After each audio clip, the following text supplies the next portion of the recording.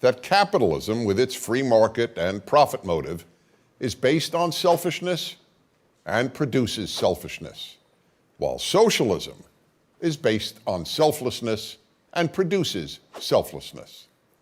Well, the opposite is true. Whatever its intentions, socialism produces far more selfish individuals and a far more selfish society than a free market economy does. And once this widespread selfishness catches on, it is almost impossible to undo it. Here's an illustration. In 2010, the United States President, Barack Obama, addressed a large audience of college students. At one point in his speech, he announced that young people will now be able to remain on their parents' health insurance plan until age 26. I don't ever recall hearing a louder, more thunderous, or more sustained applause than I did then. Had the president announced that a cure for cancer had been discovered, it is highly doubtful that the applause would have been as loud or as long. But what were they so happy about? To be told that you can now remain dependent on your parents until age 26 should strike a young person as demeaning, not liberating. Throughout American history, and for that matter, all of Western history, the great goal of young people was to become a mature adult, beginning with being independent of mom and dad. Socialism and the welfare state destroy this aspiration. In various European countries, and now increasingly in the US, it is becoming common for young people to live with their parents well into their 30s and not infrequently beyond. And why not? In the welfare state, taking care of yourself is no longer a virtue. Why? Because the government will take care of you. Therefore, socialism enables, and as a result produces, people whose preoccupations become more and more self-centered. How many benefits will I receive from the government? Will the government pay for my education? Will the government pay for my health care? What is the youngest age at which I can retire? How much paid vacation time can I get? How many days can I call in sick and still get paid? How many weeks of paid paternity or maternity leave am I entitled to? The list gets longer with every election of a liberal or progressive or left-wing party. And then each entitlement becomes a right. But we're not done. There are even more destructive effects of socialism. Entitlements create citizens who lack a character trait that every human should have: gratitude. You cannot be happy if you are not grateful, and you cannot be a good person if you're not grateful. That's why we constantly tell our children, say thank you. But socialism undoes that. After all, why would a person be grateful for receiving an entitlement? Who's going to be grateful for getting what they're entitled to? So instead of thank you, the citizen of the welfare state is taught to say, what more am I entitled to? Yet the left insists that it's capitalism and the free market, not socialism, that produces selfish people. But the truth is that capitalism and the free market produce much less selfish people. Teaching people to work hard and take care of themselves and others, and that they should earn what they receive, produces less selfish, not more selfish people. Capitalism teaches people to work more. Socialism teaches people to demand more. Which attitude do you think will make a better society? I'm Dennis Prager. To subscribe to our YouTube channel, click here. To help keep our videos free, donate here.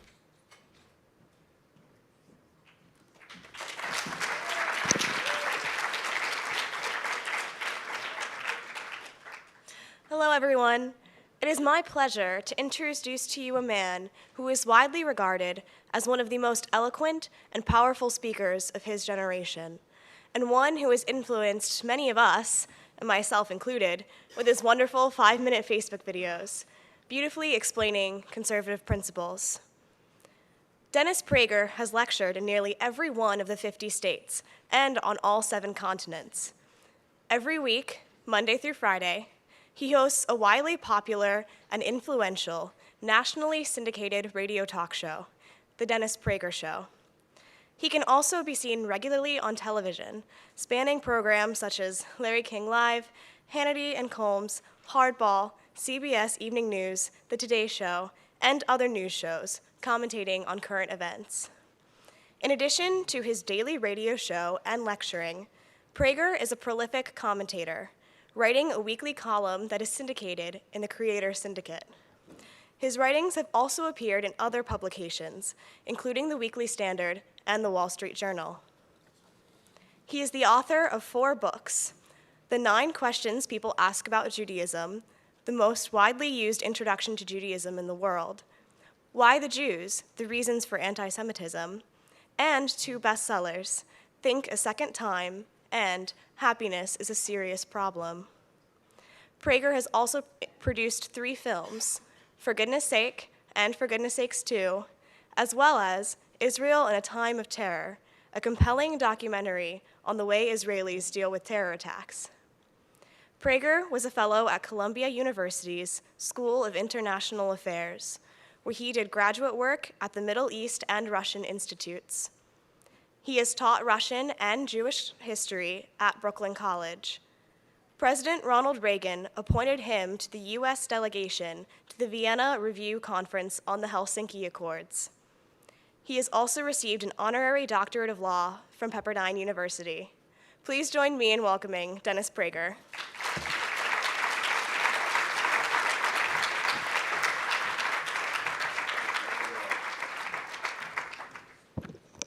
I get nervous whenever I'm introduced. I want to tell you why.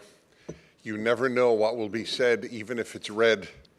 At the University of Colorado, Boulder, one year a young woman got up. She announced that this was the first time that she was ever speaking publicly, which became apparent readily. And she read from the bio, and in it, it says that the Los Angeles Times said that Dennis Prager is preoccupied with good and evil. And she read it as follows: introduced to you this evening, Mr. Dennis Prager, the Los Angeles Times described as someone preoccupied with doing evil. And I thought, how does she know? No. That's a little dark. Anyway, it is great to be at YAF. Thank you for having me. Some of you, I'm prepared to be humbled, but I am too curious to know. How many of you have seen a Prager University video before? Oh. Who hasn't? No. I just wanted to embarrass the handful who didn't.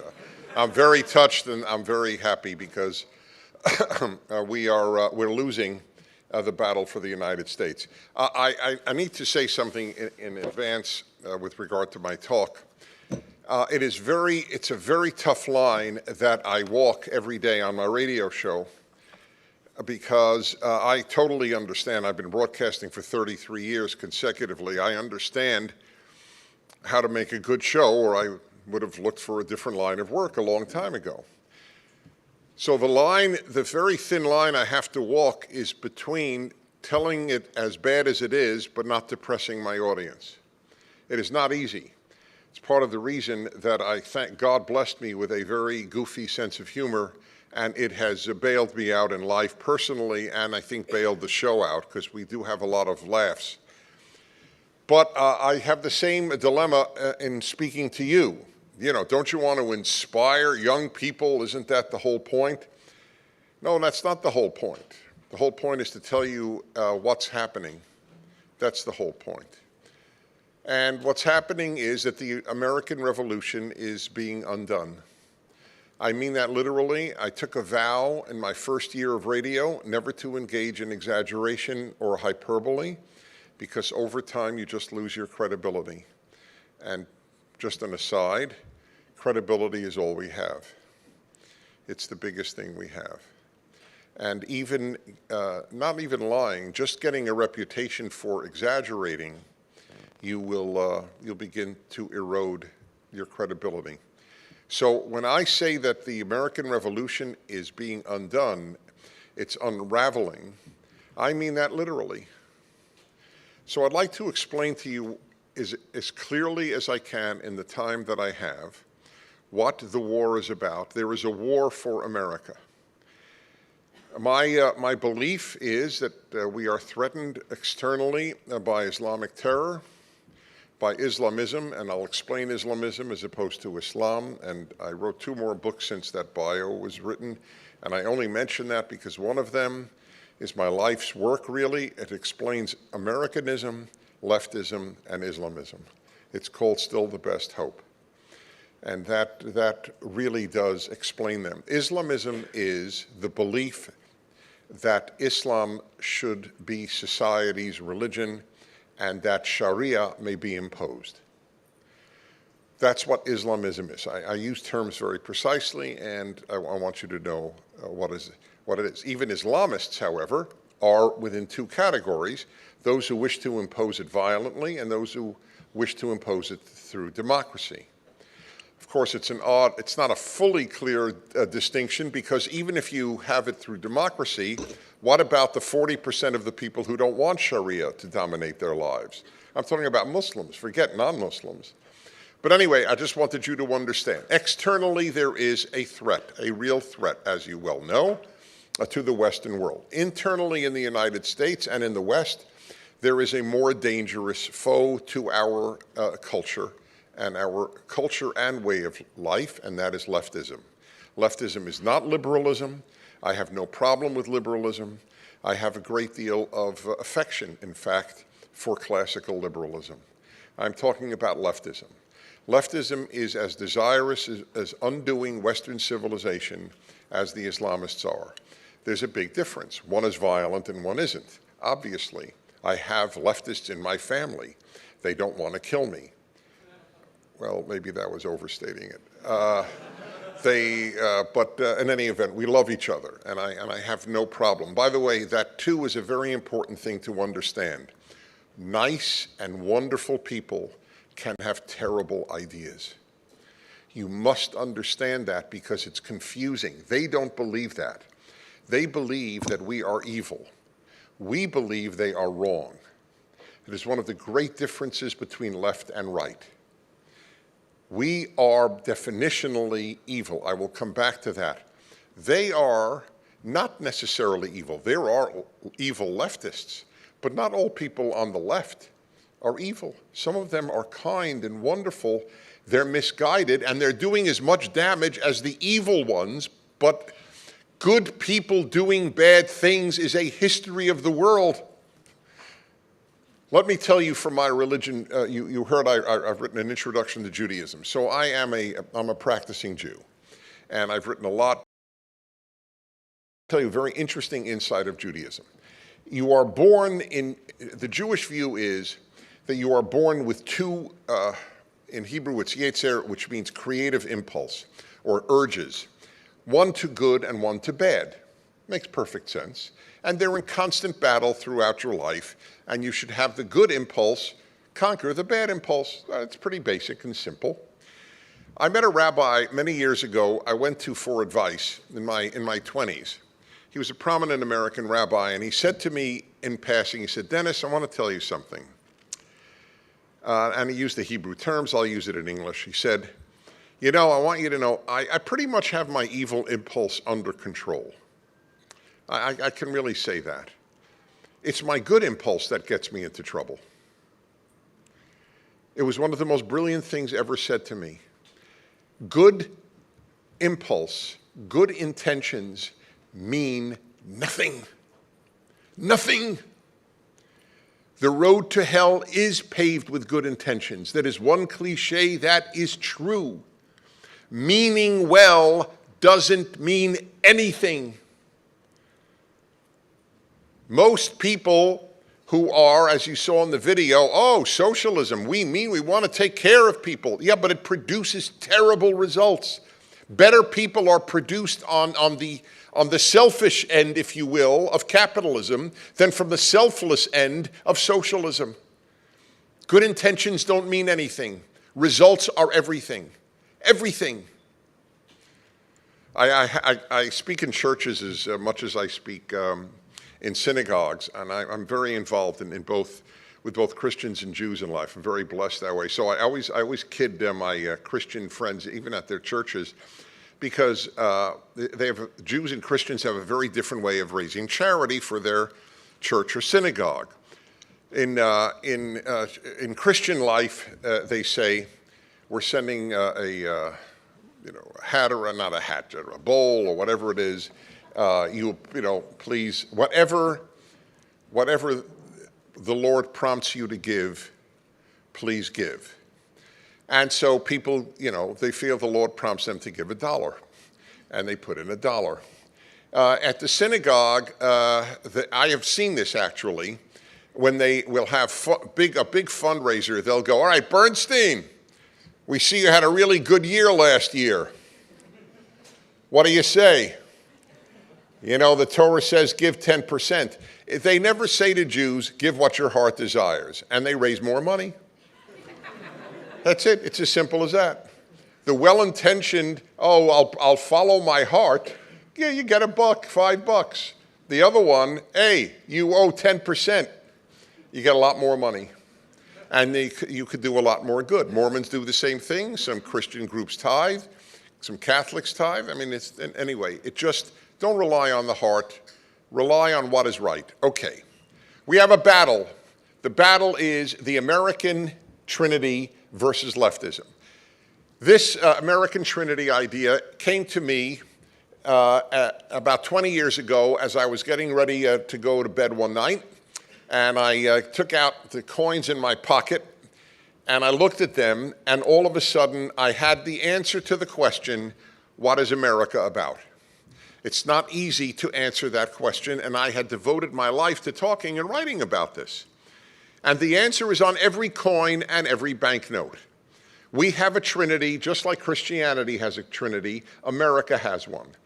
Liberty, in God we trust, e pluribus unum. That's our trinity. I didn't make it up.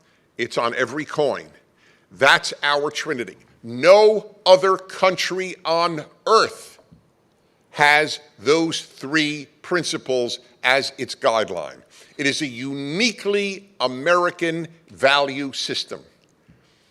And I'd like to explain it in a nutshell and then tell you how the left is making war on all three of the principles of the American Trinity.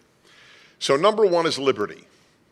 There were two revolutions in the late 1700s, the American and the French. The French emphasized equality, the French Revolution. The American Revolution emphasized liberty. Yes, the French Revolution was liberté, égalité, fraternité, liberty, fraternity, and equality, but it emphasized, as it must, equality because you can't have liberty and equality equally important. The moment liberty is number one, you will have inequality. The moment liberty is number one, a shortstop for the Chicago Cubs will make more money than a neurosurgeon. But the neurosurgeon does more good. Is that fair? It's not fair. That's a separate issue. However, a shortstop in a free society will make more money than a teacher, than a policeman, than a nurse, than a firefighter, than a surgeon. That's the way that's the way liberty works. Equality says, no, that is wrong. The nurse should get as much as the shortstop. That's it. That's your choice. Liberty is not the French Revolution. It is about equality. The left follows the French Revolution, and it makes sense. America was not tempted by the French Revolution until Americans started getting doctorates in Europe in the late 1800s, because our universities generally were not offering doctorates. And that's when leftism came into America, largely from Germany, which already had a socialist state under the Kaiser at that time. That's how it got here. Europe followed the French Revolution. America followed the American Revolution. The left in America adores Europe. The ideal is Sweden. The ideal is Norway, Denmark, France, Germany. That's the ideal. Everything is paid for. People are taken care of. Unions have phenomenal power. That's the ideal to the left, not the American Revolution. Just understand, it is being underdone, undermined. You just heard from Newt Gingrich, who said it, and it's exactly right. I'm paraphrasing, you can lose everything in one generation. If you do not teach the next generation your values, it's over. And you have not been taught it, and nor was I. This is not new. I was not taught it. The generation that fought World War II did not raise their children with American values. They raised their children with the following. I remember hearing it over and over and over from families of World War II veterans. And it was this: I want to give my children everything I did not have. I did not have any wealth. I want to give them money. I grew up in the Depression. I want to give them everything material that I didn't have. And I remember even at college age saying, but wait a minute, that's great, but you're not giving them everything you did have. They did give them everything they didn't have: college education, money, but they didn't give them what they did have. They didn't give them their religiosity. They didn't give them their affirmation of America. So that's when it started. This is not new with your generation. In my generation, when I was at Columbia in graduate school, there were students taking over buildings. None of this is new. If anything, the radicals were even more active on campus than today. We're now seeing at universities the ultimate consequence of what started then, and that is the end of free speech. But we'll talk about that. I will talk about that in a moment.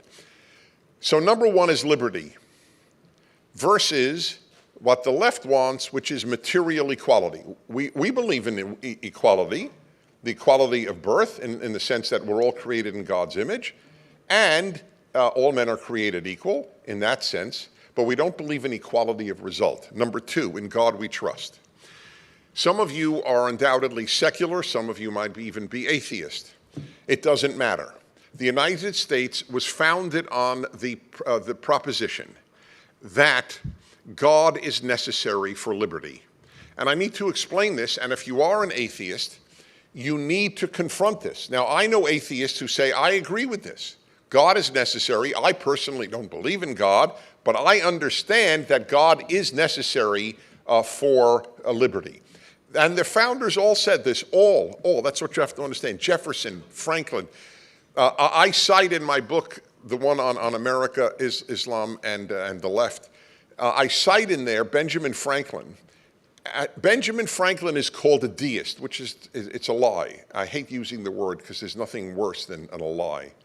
But it is a lie that he was a deist. It is a lie that Jefferson was a deist. They all believed in God. They all believed in the Judeo-Christian God. Not all of them had Christian Orthodox principles, in other words, believing in the Christian Trinity. That doesn't mean that they were atheists or deists. So Jefferson and Franklin. So Franklin, in his autobiography, described what he believed. He believed in a God who intervenes in human affairs. He believed in a God who judges people and who will have an afterlife of punishment or reward. In other words, he and I believe exactly the same thing. Now, why is God essential to the American Revolution and has been essential to American life? And this is part of the reason the left hates us. The left hates the idea of a God-based society. It believes in man, not God. You must understand that. That is critical to understanding leftism. Even though there are leftists who will go to church, it doesn't matter. Leftism wants a godless society, and they've created one, the first in history. It's called Europe. Western Europe is essentially godless. Now, you may say that's wonderful. A leftist would. I don't think it's wonderful, but let me explain why it's related to liberty. If you get this, my visit is totally worth it. I flew from LA yesterday. I'm flying back tonight. That's how much I value talking to you. That's a big trip. It's not around the corner, LA. So, I want you to understand this connection. Here it goes. Human beings are not basically good. That's proposition number one. By the way, it is one of the great divides between conservatives and liberals, not just leftists, liberals. They think people are basically good because they live in John Lennon's Imagine world. They do. The left is afraid of life. The idea that men and women are basically different frightens them. There's a deep fear that permeates the soul of a person on the left, and they're frightened by life. They're frightened by the bad news that human nature isn't good, which is, by the way, the foundational belief of Judaism and Christianity, which we call Judeo-Christian values. Judaism and Christianity have different theologies, but they have very similar values. That's why America is the quintessential Judeo-Christian nation. These were founded by Christians rooted in the Hebrew Scriptures. So, if we're not basically good, how do you avoid a society of criminality? Right? If we're not basically good, there are only, therefore, two possibilities. The state will control your behavior, or you will control your behavior. Right? Makes sense so far? So, the left opts for the state to control your behavior. That's why the bigger the state, the more the leftism, the bigger the state. The bigger the state, the more the controls. It's very simple. The founders wanted a free society. But how do you make a free society if human nature isn't good? If people are accountable to God and religion for their moral behavior, then they will be good. We're talking about Judeo-Christian religions, Protestantism, Catholicism, later Latter-day Saints, Mormonism, obviously Judaism. That's what we're talking about. Then that's what they were talking about. All right? You are accountable not to the state, but to God. That is why, in a term that I am sure you have probably never used in your life, a very, very common term that was used to describe a good person in America, and this even predates my birth by one generation. But in my parents' generation, it was common, and certainly in the 19th century, the highest accolade you could give a good person was, she is a God-fearing woman. He is a God-fearing man. Why is that good? That means you believe that God monitors your behavior. The left loathes the idea of a God who monitors behavior and who judges and punishes. First and foremost, at the core of leftism is a hatred of authority, whether it is police, whether it is teachers, or whether it is God. They want all authority in a secular state, but any other competing authority, including parents, parental authority is always removed in any totalitarian regime. That is why God is necessary for a free society, because if people have to answer to God, and by the way, it's very simple proof. There are many, but here's one. Look it up, as they say. This will fascinate you. A number of professors, secular professors, conducted a study, and found that where people believed in hell, there was less crime. Not where people believed in heaven. That had no influence, or often it increased the amount of crime. It's where people believed in hell. If people think they'll be punished for what they do, they'll act better. That is so basic, you have to go to university to unlearn it. Because, no, I mean it sincerely. It is very hard to leave college less stupid than you came in. It is hard. I mean this literally. You are taught not to think. And to the extent that you think, it is unclear. So what I just said, people will act better if they fear punishment, which a 5-year-old will say, of course. If you get a PhD, you will say, no, That's simplistic. Why is it simplistic? Really? Why do people have radar detectors on highways? Because they're afraid that the police will catch them if they speed. If there are no police around, they speed. That's it. What more do you need to know? I do. I go faster if there are no police. That's the way it works in life. If there is a God who judges, which Judaism and Christianity believe is the essence of religion, of course there is a judging God who demands certain things, then people will be better. So America was founded on the belief that people will be accountable morally to the God of Judeo-Christian values. Drop that and the state increases. As secularism increases, the state gets bigger. Tells you more and more how to live, what to do. And number 3, e pluribus unum, from many one. Of course America had racism. Obviously, I'll talk about that in a moment. But I just want to note, the essence of the American experiment is race doesn't matter. Do you know, however, if you say race doesn't matter, at the University of California, that is called a microaggression now? If you say the only race I believe in is the human race, you are considered a racist. That is now, that's official. It is actually listed at the University of California. The essence of liberalism, the essence of the American experiment, that race doesn't matter. And I hereby declare this individual buys that belief. I am as interested in your color as I am in the color of your eyes. In fact, I might be a little more interested in the color of your eyes, but only a little.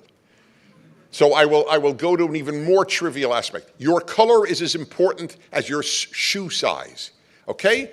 Have I trivialized it sufficiently? Color means nothing. You are a human, and it's the only race that matters.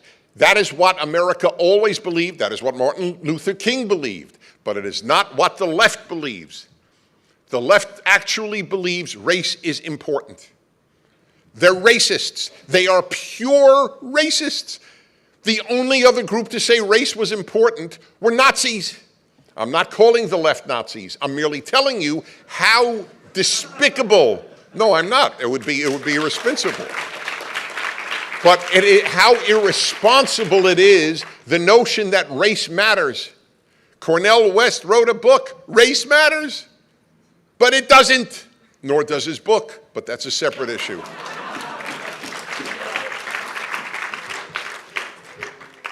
God, you're good. If you know about Cornel West, you're one bloody impressive group. This is an undoing of the American Revolution. The only identity that any school should affirm is American identity. If you want to preserve an ethnic or cultural identity, go right ahead. I was sent to a Jewish school, but I was American. We said the pledge every day in our class. I don't care. You go. You know, where I live, where I broadcast from, has more Armenians than any place in the world except for Yerevan, Armenia, the capital of Armenia.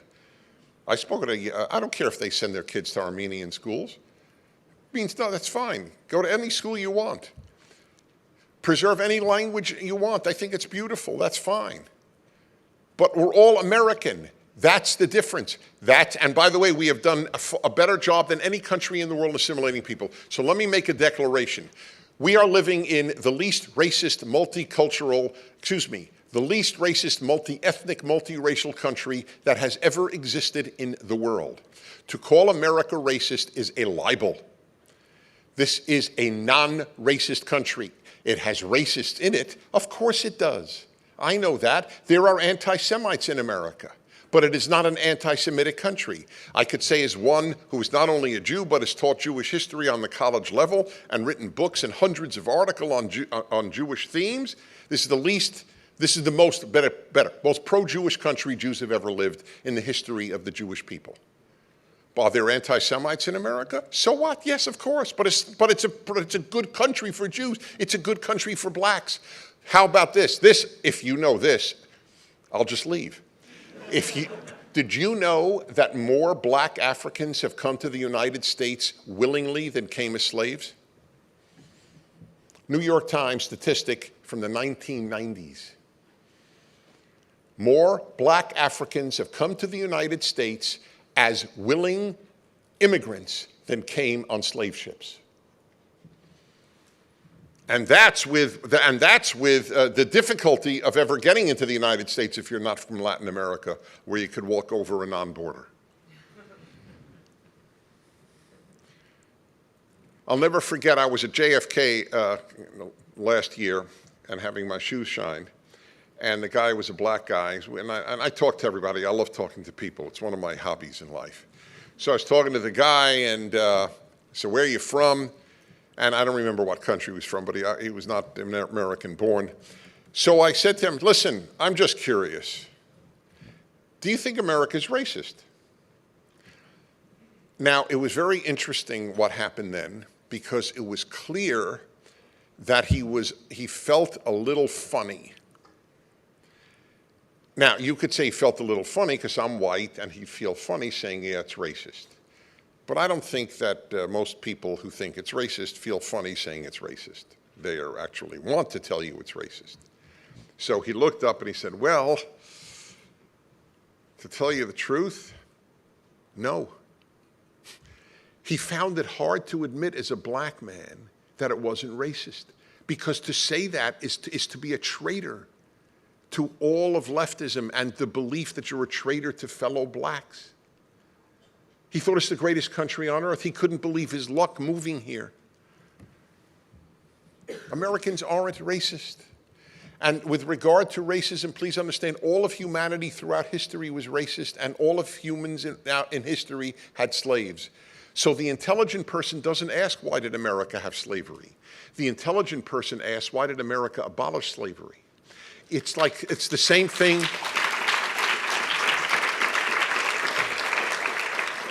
It's the same thing with regard to poverty. The question isn't, why is there poverty? Poverty is universal. That's the human norm. The only question to ask is, why is there affluence? And the answer is capitalism and liberty. That's how.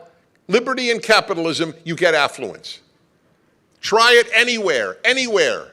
In Africa, in Asia, in Latin America, anywhere. They didn't try it in Latin America. I wrote an article years ago, an open letter to Hispanics, and I have a question for them, and that is, why would you want to replicate in America what you fled from? That is my question, and you have no idea how many Hispanics have written to say that question changed their views. Why didn't you stay home? What is wrong with Latin American culture? Why would anyone leave their language, their families, their friends, their culture, their city, everything in life to go to another country? Because the other country's better. That's why. That's the reason. Nobody goes from good to worse. Nobody moves to worse. They move to better. So ask, why is it better? And the answer is because, unlike South America, we didn't buy leftist, socialist, statist ideas. Why would you vote for the party that wants to make America like Guatemala, like Mexico? Why would you want to do that? But they don't think that way. And I totally understand. They can't think that way because only Americans think that way. And most Americans today don't think that way. That's why we're losing the battle. We haven't been taught what we have. That is the American trinity. The left is undoing all of them. All of them. Instead of e pluribus unum, it's e pluribus plurum, from many, many. There are colleges that won't put up the American flag because they don't want to offend non-Americans. Is that an idiocy? I studied in England. I expected to see the British flag. I would have felt silly. Would I be offended? I'll never forget this offended stuff. Oh, God, it drives me out of my mind. Offended. That's what they're weak. There's a weakness at the heart of leftists. They're easily offended, because they're narcissists. So here's an example. A female professor of law at an Indiana law university, it wasn't Indiana University, it was some other university in Indiana, wrote a piece which I read. She's leading a campaign to remove the Christmas tree from the major building at her law school, because she feels that it offends non-Christians. So we invited her onto my show. Poor thing didn't know that I'm a non-Christian. So she comes on, and I say, so let me understand, you feel that a Christmas tree offends non-Christians. Well, I'm a non-Christian. I'm a Jew. I don't celebrate Christmas theologically. I want there to be a Christmas tree. 95% of my fellow Americans celebrate Christmas. Why would I want to tear that down? She had no answer. I mean, and I never humiliate guests, and it's easy to whenever I have someone from the left. But I never do, because I want, A, I don't believe in doing it, and B, I want left people to come on my show. If they know I'm going to just try to hurt their feelings, then I'm totally right not to come on, but I never do. I'm very respectful. But she had no answer. I said, you have to understand, I am an American. Christmas is a national holiday. I love my nation. I want Christmas trees. I want to say Merry Christmas. I do not say Happy Holidays. Whenever someone says Happy Holidays, I said, what holidays did you have in mind?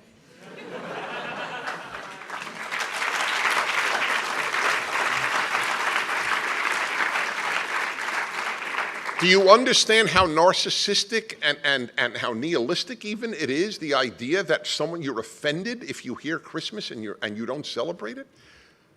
My God, in Israel, when it is the Jewish New Year, everybody says Shana Tova, which is Hebrew for good year, which is the way they say Happy New Year. Now, can you imagine, I say to Jews who are on the left, which is almost redundant, but not entirely, but I say to them, wait a minute, so should a quarter of Israel is not Jewish? That's a lot of people. Should the quarter of Israel that isn't Jewish be offended if they're wished a Happy New Year when it isn't their New Year? Should Israeli radio stop saying Shana Tova because a quarter of its listeners aren't Jewish? Again, there's no answer. There is no answer, because they don't think, it's all felt. You must know this about leftism. It is 100% rooted in feelings, zero in the intellect. Intellects use intellectual language, but it is all rooted in feeling. It is not intellectually based. It is not soundly reasoned. They want to undo liberty, in God we trust, and e pluribus unum. Finally, I just want to go through a very quick list of how problematic the left is. Everything the left touches is ultimately ruined. I cannot think of an exception. Sometimes it happens immediately, sometimes it happens over time. Great example is the universities. These were gems in the American society. The university today has become a laughingstock, not in biology, not in chemistry, not in sometimes in economics. That's correct. But in the liberal arts, you can get a BA at UCLA in English without having ever read a single Shakespeare play. It's one of the prominent universities of the United States. Again, you can get a BA in English and never taken a course in Shakespeare, never read a Shakespeare play. English departments are just departments to do something else. They're not there to teach English literature. They're there to teach multiculturalism and to indoctrinate you into becoming a leftist. The universities are now seminaries.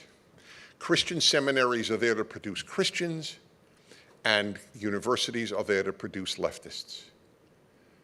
That's why you start with the nonsense of white privilege. Do you know what privilege there should be, first of all? You know what the biggest privilege you have? American privilege. That's number one. I'll give you another privilege. Another privilege is I have a father in my life, privilege. That's a privilege. I have 2 parents. That's a privilege. There are a lot of privileges. White is pretty low on the list. But that's what you are indoctrinated into, and people want to believe it because of guilt, because they don't want to be offensive, or whatever the reason. It is truly problematic. The university has been ruined by the left. The suppression of free speech, the non-inviting of conservatives, and the pure racism. There are black graduations and white graduations at many colleges. Since when is that liberal? Liberals, the liberals I grew up with would not believe that this was happening. The whole point was integration. Segregation was what you thought racists believe in, but now the left believes in it. Number 2, the left, and this is what turned me away from the left when I was your age. The left does not believe in confronting, identifying, or fighting evil. I am religiously inclined. Perhaps my favorite verse in the entire Bible is from the Psalms. Those of you who love God must hate evil. If you don't hate evil, you don't love God. One of the great ideas ever recorded in history in any culture. They don't hate evil. They hate inequality. They hate carbon emissions. No, it's very important. We hate different things. It's very important. And I realize it with communism. Communism slaughtered more people than Nazism. I'm not saying it was worse than Nazism. You can't get worse than Nazism. But in terms of sheer numbers, it was about 20 to 40 million, we'll never know the number, in the Soviet Union, including the genocide of Ukrainians in the number of about 6 million, which nobody talks about. Nobody talks about it. It's like a non-issue. You know why? Because the Soviets did it, not Nazis. And I'm saying this as a Jew who has always been preoccupied with the Holocaust, but others have had their spectacular sufferings too. And how many here know about the Ukrainian genocide? Right, 4 of you, 5 of you, and you are truly knowledgeable about stuff. It is unbelievable it is not taught. Anyway, Mao killed about 60 million, so you already have hit about almost 100 million. Then, of course, 1/5 of the Cambodian people were slaughtered by the communists. What I realized when I was your age was that the left did not hate communism. They hated Reagan. And when Ronald Reagan said that the Soviet Union was an evil empire, they went ballistic. The New York Times, the LA Times, the Chicago Tribune, the Washington Post, NBC, ABC, CBS, they went ballistic, not against the Soviets, against Reagan for saying they were evil. That's what they hate. When you call evil evil, the left hates you. You have to call polluters evil. You have to call inequality evil, but not mass genocide. That doesn't seem to disturb them. Fighting evil disturbs them. That is the reason they wanted us out of Vietnam, which was as legitimate morally as the war in Korea, which is another unknown. South Korea is one of the most bustling economies, freest societies on earth, for one reason. 37,000 Americans died to keep the southern half of that peninsula free.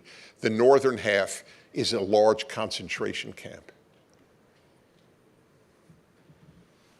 That's what American troops have done, contrary to the left-wing view of all American wars as imperialist.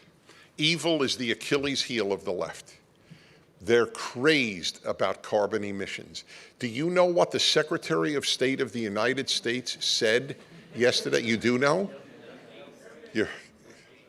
Well, all right. So I trust that you will act accordingly and stop using air conditioners and refrigerators. They laugh at Republicans. I mean, it is nauseating. I mean, to be honest, Donald Trump has said a lot of dumb things, but none of them approach. I will say that. I don't think any of them approach that refrigerators and air conditioners are as great a threat as Islamic terror. No, I follow him. I've been very critical, but I don't know of a statement that matches that in the colossal nature of its idiocy. It is not just idiotic, it is colossally idiotic. It is morally idiotic. But everyone on the left agrees with him. That's the point. He's not an aberration. The New York Times didn't have an editorial. We can't believe our Secretary of State said something that's stupid, because they agree with him.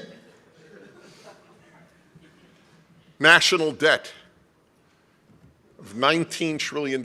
Whenever I speak at campuses, on the rare occasion that I get invited because of my views, which are just conservative, they're not exactly over the top, but I do, and I start with students, because it's usually obviously a mixed bag, or even mostly liberal, and I say, I just want to say on behalf of my generation to you, thank you.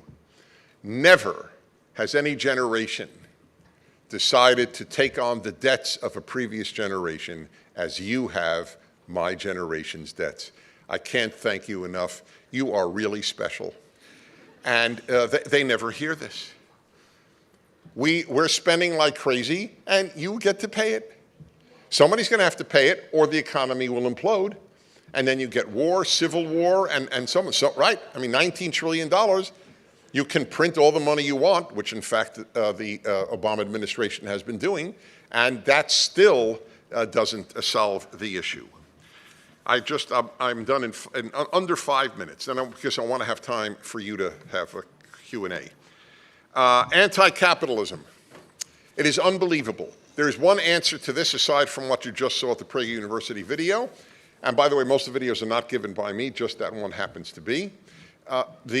Capitalism is the only thing that has lifted humans from poverty.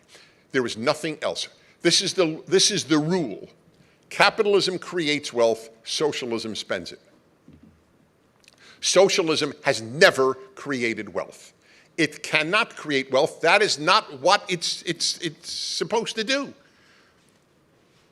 It spends the wealth that capitalism creates. The only reason people are out, the only reason that people are out of poverty anywhere on earth is capitalism. There is no other way. The free market, building up of capital and investment, is the only way to lift people from poverty. If you love humanity, you must embrace capitalism. But they don't love humanity. They love ideas. They're in love with ideas, like the idea of equality. And finally, there is a totalitarian. This is all under the list of the everything the left touches, it damages. There is totalitarian DNA on the left. That's the scariest part. They wish to shut us down. That's why I said we're not wrong in their eyes, we're evil in their eyes. We are what I call six-herb. Sexist, intolerant, xenophobic, homophobic, Islamophobic, racist, and bigoted. That is what we are. Whenever they differ with us, there was never an attempt to actually engage our ideas. The Los Angeles Times announced it is not publishing anything that is skeptical about the climate change theories that are offered today. Even if you believe the climate is changing, they won't publish you. You have to believe it is caused by humans, and that it will lead to the extinction of life on Earth. Otherwise, you are a quote-unquote denier.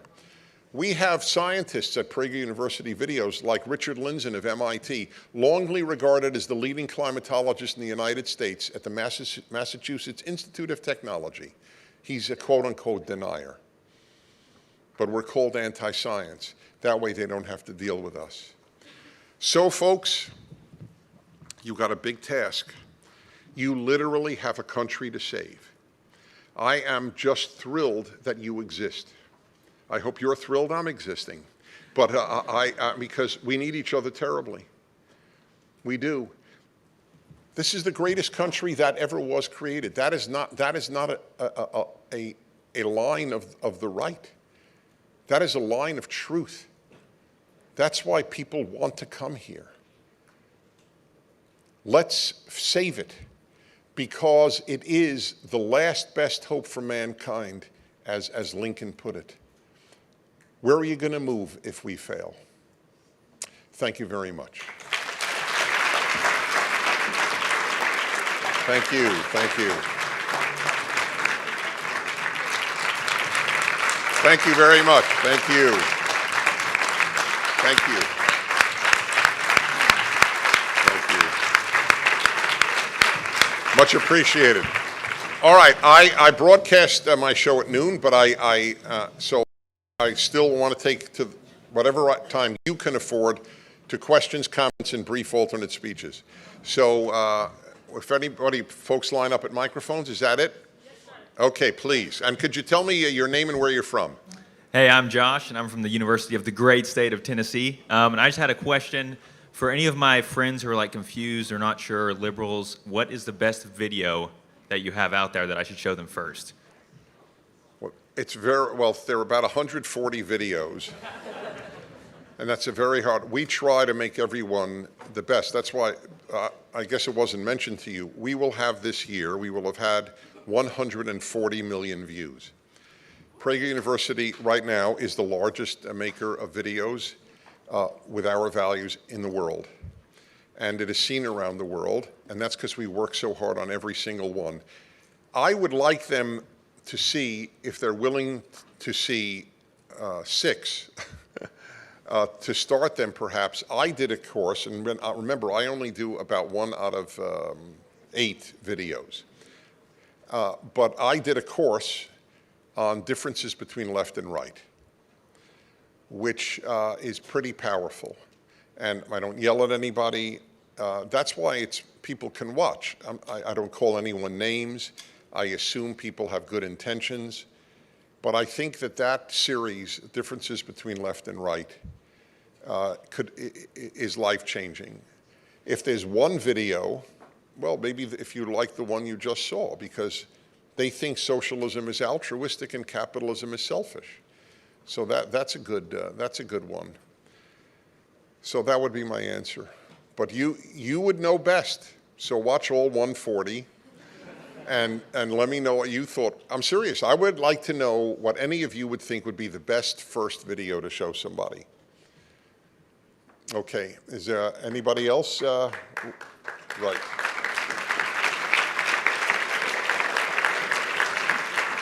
Okay. Very good. All right, everybody. It was a great honor, and you give me hope. I may have depressed you, but you actually lifted me up. So thanks very much. Thank you.